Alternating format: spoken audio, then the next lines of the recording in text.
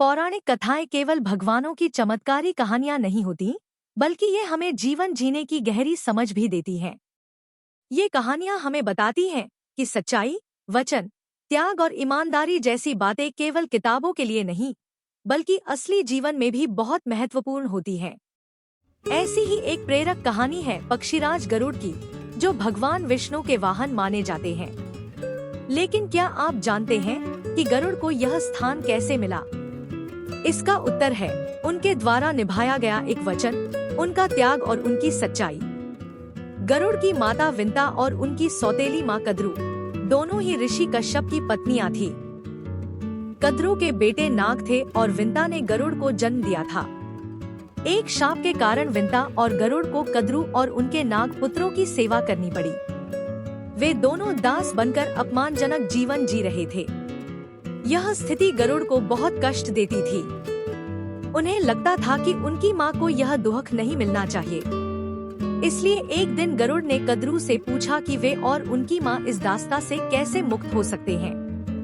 कद्रू ने मुस्कुराते हुए एक कठिन शर्त रख दी, अगर तुम हमारे लिए स्वर्ग से अमृत लाकर दो, तो मैं तुम्हें और तुम्हारी माँ को आजाद कर दूंगी।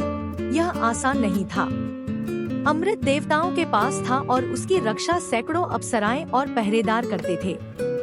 लेकिन गरुड़ ने तय कर लिया कि वह यह काम करके ही रहेगा। उन्होंने बिना देर किए स्वर्ग की ओर उड़ान भरी और देवताओं से भीषण युद्ध किया। कठिन परिश्रम और साहस से वे अंततः अमृत कलश ले आए। जब गरुड़ अमृत लेकर लौट रहे थे, तभी मार्ग में भगवान विष्णु प्रकट हुए। उन्होंने गरुड़ से पूछा, तुम यह अमृत कहाँ ले जा रहे हो? गरुड़ ने विनम्रता से उत्तर दिया, मैंने अपनी सौतेली माँ से वादा किया है कि मैं उन्हें अमृत दूंगा। वह इस समय उन्हीं की वस्तु है। भगवान विष्णु ने गरुड़ की परीक्षा लेते हुए कहा, अगर तुम इसे खुद पी लो तो अमर हो जाओगे। सोचो, तुम्हारे पास अपार शक्ति आ सकती है। लेकिन गरुड़ ने निहायत ही शांत और सच्चे स्वर में उत्तर दिया, मैंने जो वचन दिया है उससे पीछे नहीं हट सकता। यह अमृत अब उनका अधिकार है। मैं किसी और की वस्तु को अपने लिए नहीं रख सकता, चाहे वह अमृत ही क्यों न हो। भगवान विष्णु यह सुनकर बहुत प्रसन्न हुए। उन्होंने कहा, गरुड़, मैं तुम्हारी ईमानदारी और निष्ठा से बहुत खुश हूँ। इसलिए मैं तुम्हें बिना अमृत पिए ही अमर कर देता हूँ और आज से तुम मेरे वाहन बनोगे। इसके बाद गरुड़ ने अमृत कलश कद्रू को सौंप दिया और अपनी माँ विंता को दास्ता से मुक्ति दिलाई। उन्होंने अपना वचन निभाया, किसी लालच में नहीं आए और जीवन भर के लिए एक आदर्श बन गए। इस कहानी से हमें कई महत्वपूर्ण बातें सीखने को मिलती हैं। सबसे पहली बात यह कि अपने वचनों को निभाना सबसे बड़ा धर्म होता है। गरुड़ ने कठिन रास्ता चुना, लेकिन अपने संकल्प से नहीं डिगे।